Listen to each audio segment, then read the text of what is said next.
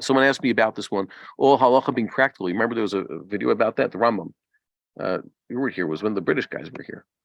So I was saying that sarcastically. I said, the Rambam says there's a very big distinction between halacha l'maisa and just theoretical halachas, learning Gemara and stuff. Just the theory, And then I laughed and said, no, it's actually the Rambam never felt there's such a thing. There's no such thing as just empty pilpul.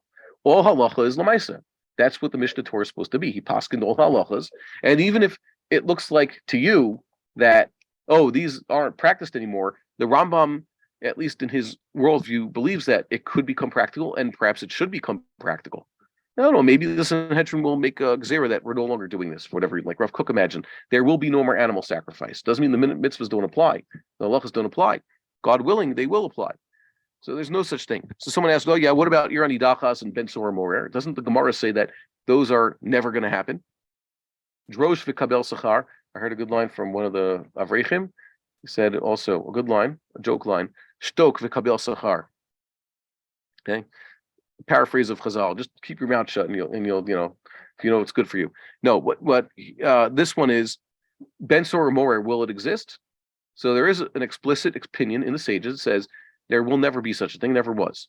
And also about the wayward city that is destroyed because after in a careful investigation and due process, the courts have found that a majority of its inhabitants have worshipped idols. So now you have to destroy the whole city and all the people within, all the property in the city, right? So there's actual halachas about that, and one explicit opinion among the sages says such a thing never happened, never will happen. So isn't that impractical halacha? And the answer is not according to the Rambam.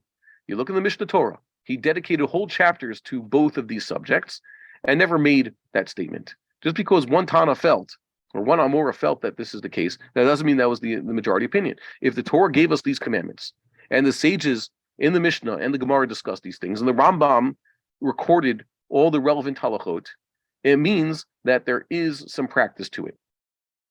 He did not say this will never happen, by the way. He actually describes it, and he actually says there's even a good reason for this. For example, the Ben Sor Umoreh, what does it teach us? Most important thing that the Rambam says about it, that sometimes you have to kill someone al shem sofo, which means there are some people who are guilty of a crime, so they should die for the crime. And sometimes you have people who it can be assumed that they will commit terrible crimes, so it's better for everybody, including the perpetrator or the potential perpetrator, to die now before he actually does it. Can you believe that? He says it's like the Baba Machteret, certain thieves who might have to, because they're putting themselves in this position, they're going to use lethal force, and people are going to use lethal force against them. So better that they just die. Okay, there's some people better that they die now and not become menaces to the rest of society. Very important. So the answer to that question is no. According to the Maimonidean worldview, even these two halachic subjects, the Ben Sor Umoreh and Irani Dachas, they are very practical, and it's an unfortunate situation that perhaps they will become relevant.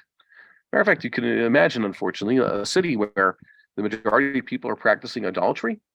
The prescription, yes, sounds harsh. It sounds extreme. It's kind of scary. Most people say, like, I couldn't do a thing like that, wipe out the city because of this. And what does the Torah say about that specifically? For doing it, God will give you the midah of mercy.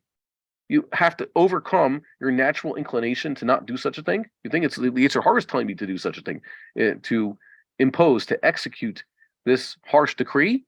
And the answer is the Torah actually tells you, no, God will give you the strength because you need to learn there's a time and place for every single midah. We would like to encourage our viewers to share these videos with friends and send in your responses. If you would like to obtain Birkon Nusach Eretz Yisrael or invite the rabbi for a speaking engagement, please email us at office@machonshilo.org.